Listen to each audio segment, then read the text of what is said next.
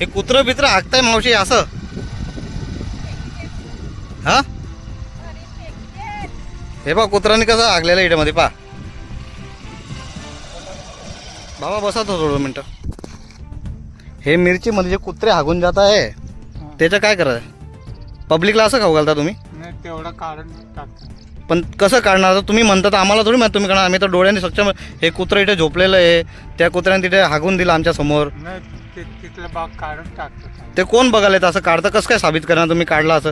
त्याच मिरच्या तुम्ही उचलून साईडवर करून टाकत असेल तर कसं काय माहीत पडणार? लाईटवर फेकून देतो. कसं काय माहीत कसं काय पडणार?